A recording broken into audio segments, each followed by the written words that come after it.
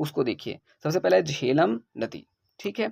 झेलम नदी क्या है? तो यह झेलम नदी का उद्गम जो है कश्मीर का शेषनाग झील से होता है, ठीक है। झेलम नदी का उद्गम कहाँ से है? तो कश्मीर के शेषनाग झील से होता है। बात क्लियर है ना। और पाकिस्तान में चिनाब नदी से जाकर मिल जाती है ना। जो पाकिस्तान है वहाँ पे एक चिनाब नदी है, वहीं जाकर के ये मिल जाता है।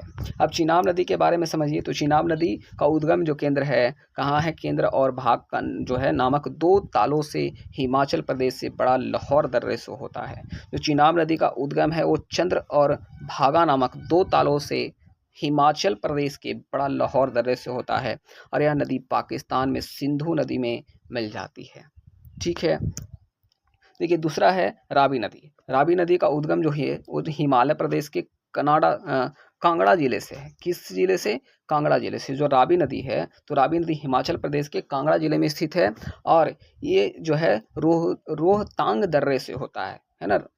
कांगड़ा जिले में रोहतांग दर्रे से होता है और अंत में पाकिस्तान में चिनाब नदी में भी जाकर के मिल जाती है ना। आगे देखिए कहता है ब्यास नदी। ब्यास नदी का उद्गम रोहतांग दर्रे के निकट ब्यास कुंड से होता है। और यह नदी कपूरथला के निकट हरिके नामक स्थान पर सतलज नदी से मिल जाती है, ठीक है। क्लियर है यहाँ तक ब्यास नदी तक। अब आगे देखिए पांचवा है सतलज नदी।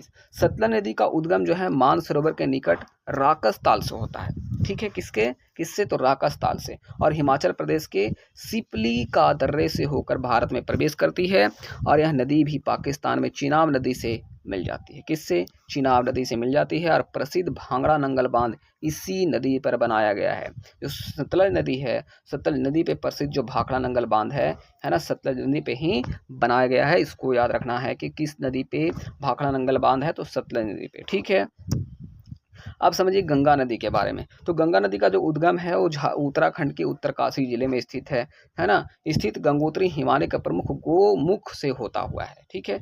जो गंगा नदी है तो गंगा नदी का जो उद्गम है उत्तराखंड के उत्तरकाशी जिले में स्थित है ना। और जो यहाँ से है गंगोत्री हिमानी, ये गोमुख से इसका जो है उद्गम होता है। जो उद्गम है ये मेन रूप से वो गंगोत्री गंगोत्री हिमानी के गोमुख से होता है, जिसे हम क्या कहते हैं? भागीरथी के नाम से जानते हैं, ठीक है। यानी कह सकते हैं कि गंगा नदी का उद्गम जो स्थल है वो भागीरथी है, ठीक है।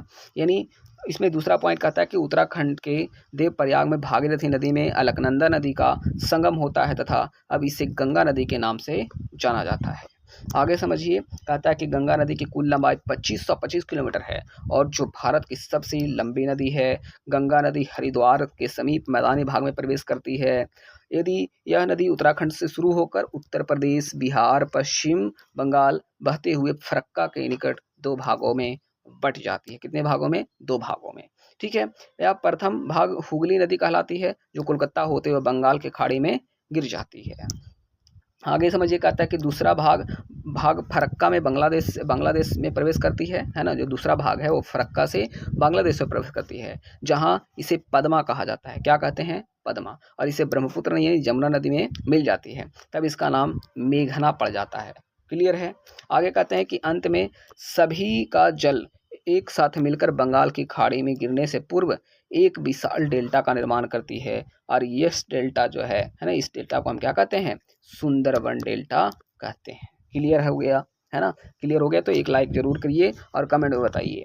देखिए 7वां नंबर कहता है कि गंगा नदी के किनारे बसे प्रमुख जो शहर हैं वो हैं ऋषिकेश, हरिद्वार, कन्नौज, कानपुर, प्रयागराज, वाराणसी, पटना, बेगूसराय, मुंगेर तथा भागलपुर हैं। तो इसको याद रखना है कि गंगा नदी के कौन कौन से प्रमुख शहर बसे हुए किनारे, कौन कौन से गंगा नदी के किनारे प्रमुख शहर बसे हुए हैं। तो ये जो हमने बताया इसको अच्छे से आप इसको पढ़ के याद कर लेना। गंगा नदी की जो प्रमुख सहायक नदियां हैं इसको भी याद रखना है कि कौन कौन जो है गंगा नदी की प्रमुख सहायक नदियां हैं। तो वह है यमुना, गोमती, घाघरा, गंडक, कोसी और सोन। बात समझ में आ गया। आगे है यमुना नदी। यमुना नदी जो है इसकी लंबाई सबसे लंबी नदी है। इसकी जो कुल लंबाई है 1375 किलोमीटर है। इसका उत्तराखंड के यमुनोत्री के बंदरपुच से होता हुआ है। जो इसका उद्गम है जो शुरू होता है ये यमुना नदी, वो कहाँ से? उत्तराखंड के यमुनोत्री के बंदरपुच से होता है। यह यमुना नदी का उत्तर प्रदेश के प्रयागराज के निकट गंगा में मिल जाती है, ठीक है। इसकी जो प्रमुख सहायक नदियां हैं कौन कौन सा है? तो चंबल है, सिंध है, बेतवा, केन। है ना। यमुना नदी के किनारे प्रमुख जो शहर बसे हैं वो हैं दिल्ली, मथुरा, आगरा और प्रयागराज। ठीक है, बात समझिए। आगे देखिए गोमती नदी। तो गोमती नदी का जो उद्गम उत्तर प्रदेश के पीलीभीत जिले से होता है। जो उद्गम नदी का जो गोमती नदी का जो उद्गम स्थल है वो कहाँ है? उत्तर प्रदेश के पीलीभीत जिले से, और यह जो है गाजीपुर के निकट गंगा में मिल जाती है। लखनऊ तथा जौनपुर शहर इसी नदी के किनारे बसा हुआ है। घाघरा नदी देखिए, घाघरा नदी क्या है? तो घाघरा नदी का उद्गम जो है तिब्बत के पठार में स्थित मापचा युगो हिमनद से होता है। ठीक है, यह नदी बिहार में छपरा जिला के निकट गंगा में मिल जाती है। नेपाल में इसे कारणी तथा उत्तर प्रदेश में सरयू के नाम से जाना था। किसको? तो घाघरा नदी को क्या नाम से जाना जाता है? तो नेपाल में कर्णाली और उत्तर प्रदेश में सरयू नदी के नाम से जाना जाता है। इसकी जो प्रमुख सहायक नदियां वो कौन सी है? तो शारदा है, राप्ती, छोटी गंडक, ये सभी इसकी क्या है? प्रमुख नदियां हैं। घाघरा नदी के किनारे जो प्रमुख जो शहर है वो कौन है?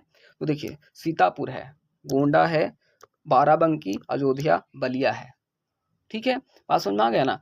चलिए अब आगे देखिए गंडक नदी। तो गंडक नदी महान हिमालय से निकलकर नेपाल होते हुए बिहार के पश्चिमी चंपारण में प्रवेश करती है और पटना के पूर्व में स्थित सोनपुर में गंगा नदी में मिल जाती है ना। बूढ़ी गंडक या सिरकाना इसकी प्राचीन धारा है जो मुंगेर में गंगा नदी से मिल जाती है। गंडक नदी को नारायणी नदी के नाम से भी जाना जाता है। इसकी जो कुल लंबाई है 1310 किलोमीटर है। कोसी नदी के बारे में देखते हैं। कोसी नदी का जो उद्गम है वो तिब्बत में स्थित है ना। महान हिमालय की गोसाई थान छोटी से इसका होता है उद्गम। कहता है यह बिहार की सुपौल जिलों में प्रवेश करती हुई सहरसा के निकट गंगा नदी में प्रवेश कर जाती है। उद्गम स्थल के समीप कोसी का मुख्य धारा को अरुण कहते हैं, और कोसी नदी को बिहार का शोक भी कहा जाता है क्योंकि इसमें बाढ़ आने से बहुत क्षति होती है ना। और इसकी कुल लंबाई जो है 230 किलोमीटर है। बात समझ में आ गया कि बिहार की जो शोक जो नदी है वो कौन सी? कोसी नदी। और क्यों कहा जाता है? तो ये जो है बहुत ज़्यादा हमको क्षति पहुंचाती है। ब्रह्मपुत्र नदी देखिए, तो ब्रह्मपुत्र नदी का जो उद्गम है स्थित जो मानसरोवर झील से होता है ना। कहाँ से? तिब्बत से, है ना। और तिब्बत में इसे सांगपो नदी कहते हैं, बांग्लादेश में यानी जमुना कहते हैं, और यह अरुणाचल प्रदेश में नामचा बरवा के निकट यू आकार की मोड़ बनाकर भारत में प्रवेश करती है, जिसे हम क्या कहते हैं? दिहांग कहा जाता है। इसकी जो सहायक नदियां हैं बूढ़ी दिहिंग है, दिसांग है, कापोली, लोहित, केनुला, सुबसिरी, मकामेंग, धनसिरी, मनस, तिस्ता, ये सभी क्या है? इसकी प्रमुख सहायक नदियां हैं। इसकी जो कुल लंबाई है 2900 किलोमीटर है। विश्व का सबसे बड़ा नदी द्वीप माजुली द्वीप ब्रह्मपुत्र नदी पर ही स्थित है। आगे समझिए प्रायद्वीपीय नदियां। पश्चिम की ओर जो बहने वाली नदियां हैं, पहला है नर्मदा नदी। तो नर्मदा नदी का जो उद्गम है मध्य प्रदेश के अमरकंटक के निकट मेकाल की पहाड़ी से होता है, और इसकी कुल लंबाई 1312 किलोमीटर है। और यह प्रायद्वीपीय नदियों में भारत की दूसरी सबसे बड़ी लंबी नदी है, सबसे लंबी नदी है। यह मध्य प्रदेश तथा गुजरात में बहते हुए अरब सागर में गिर जाती है। ताप्ती नदी। तो ताप्ती नदी का उद्गम है मध्य प्रदेश के सतपुड़ा की पहाड़ी से होता है। यह मध्य प्रदेश, गुजरात तथा महाराष्ट्र में बहते हुए अरब सागर में यानी खंबात की खाड़ी में गिर जाती है। और पश्चिम की ओर बहने वाली अन्य नदियों में गुजरात की साबरमती, माही नदी तथा केरल की पेरियार नदी है। आगे देखिए गोमती नदी। तो गोदावरी। तो गोदावरी नदी क्या है? तो गोदावरी नदी का उद्गम जो है महाराष्ट्र के नासिक के निकट पश्चिमी घाट से होता हुआ जाता है। इसकी जो कुल लंबाई है 1450 किलोमीटर है। इसकी फैलाव महाराष्ट्र, मध्य प्रदेश, उड़ीसा, आंध्र प्रदेश तथा कर्नाटक में है। सबसे बड़ी प्रायद्वीपीय नदी गोदावरी है। इसकी सहायक नदियां हैं बरघा, मजीरा, बेन गंगा तथा पेन गंगा, ये सभी हैं। इसे दक्षिण गंगा और वृद्ध गंगा के नाम से भी जाना जाता है। अब देखिए महानदी। तो महानदी है, महानदी छत्तीसगढ़ में स्थित रायपुर के निकट से निकलती है। यह प्रायद्वीपीय नदियों में भारत की तीसरी सबसे लंबी नदी है। कौन सी सबसे लंबी नदी है प्रायद्वीपीय नदियों की, है ना, जो भारत में है? भारत में प्रायद्वीपीय नदी की सबसे लंबी नदी है कौन सी? तो महानदी है, जिसकी कुल लंबाई जो है 890 किलोमीटर है, और इसका जो फैलाव है छत्तीसगढ़, झारखंड और उड़ीसा में है ना। इसकी सहायक नदियां शिवनाथ, हसदेव, मांड, जोक और तेल है, ये सभी हैं। कृष्णा नदी के बारे में देखिए। तो कृष्णा नदी का उद्गम जो है महाराष्ट्र में महाबलेश्वर के निकट से होता हुआ है। इसकी जो कुल लंबाई है 1290 किलोमीटर है। इसका फैलाव महाराष्ट्र, कर्नाटक और आंध्र प्रदेश में है। इसकी सहायक नदियां दूध गंगा, पंचगंगा, तुंगभद्रा, कोयना, घाट प्रभा, मालप्रभा, मूशी और भीमा है। ठीक है। कावेरी नदी का उद्गम ब्रह्मगिरी की पहाड़ी से होता है। इसकी कुल लंबाई 760 किलोमीटर है। इसका फैलाव तमिलनाडु, केरल और कर्नाटक में है। इसकी जो सहायक नदियां हैं अमरावती, भवानी, हेमावती, लोकपावनी, अकरावती, लक्ष्मण तीर्थ तथा काबुनी है। देखिए आगे शिव समुद्रम जलप्रपात भारत का दूसरा सबसे बड़ा जलप्रपात है ना, कौन सी? तो आपका शिव समुद्रम जलप्रपात है ना, जो कावेरी नदी पर स्थित है। इस जलप्रपात में बिजली घर से मैसूर तक कोलार सुवर्ण क्षेत्र को विद्युत प्रदान की जाती है। कुचिकल जलप्रपात भारत का सबसे बड़ा जलप्रपात है, जो कर्नाटक के शिमोगा जिले में बराही नदी पर स्थित है। राजगीर में गर्म पानी का झरना तथा ककोलत का ठंडा पानी झरना स्थित है। आप सभी गए होंगे कहीं ना कहीं, कभी न कभी गए होंगे। अब प्रश्न है, तीसरा नंबर प्रश्न कहता है कि जलाशय झील किसे कहते हैं? तो वैसे जल भरे हुए होते हैं, वैसे जल जो भरे हुए भाग को चारों ओर से स्थान से घिरे होते हैं, है ना। वैसे जल से, है ना, वैसे जल से भरे हुए भाग जो चारों ओर से स्थल से घिरे हो, चारों स्थल से किससे हो? स्थल से घिरे हो, उसको कहते हैं जलाशयनी झील, है ना। जैसे उदाहरण में कश्मीर में है जो डल झील है, जो वुलर झील है, ये सभी हैं, है ना। राजस्थान में है जो सांभर झील है, बेगूसराय में कांवर झील, दरभंगा में लक्ष्मी सागर झील। झील का निर्माण वर्षा के जल तथा झील के अलग बगल के हिमनदों के पिघलने से होता है। ठीक है।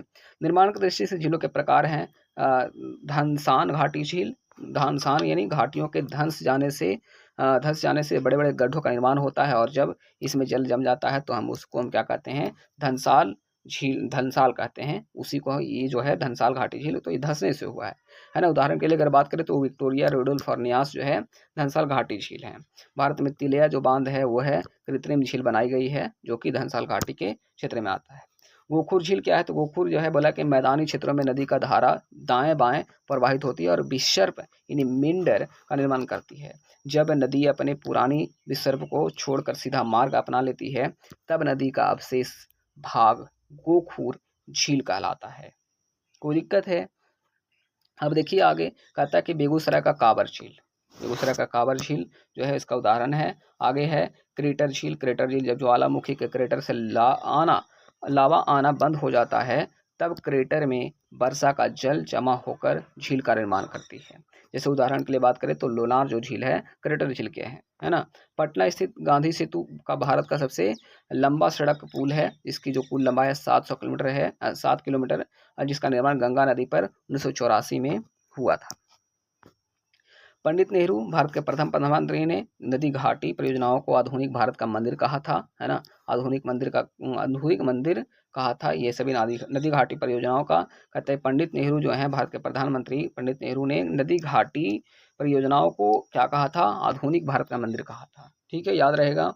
कहता है कि आगे कि भागीरथी नदी पर स्थित टिहरी परियोजना विश्व की 5वीं तथा एशिया की सबसे बड़ी नदी घाटी परियोजनाओं में से एक है।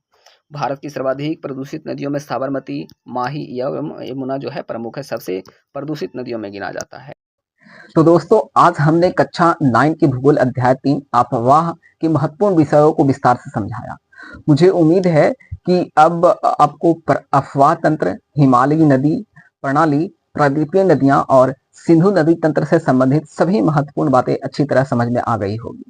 यदि आपको यह वीडियो पसंद आया हो और इससे कुछ नया सीखने को मिला हो तो वीडियो को लाइक जरूर करें, अपने दोस्तों के साथ शेयर करें और हमारे चैनल संस्कृति विद्या एकेडमी को सब्सक्राइब करना ना भूलें। साथ ही अगर आपको इस अध्याय के complete notes, PDF, important question answer चाहिए तो हमें कमेंट बॉक्स में नोट्स लिखकर जरूर बताइए। आपकी एक टिप्पणी हमें और बेहतर शैक्षणिक बनाने के लिए बहुत प्रेरित करती है। मिलते हैं अगले वीडियो में एक नए अध्याय और एक नई जानकारी के साथ। तब तक के लिए धन्यवाद। जय हिंद।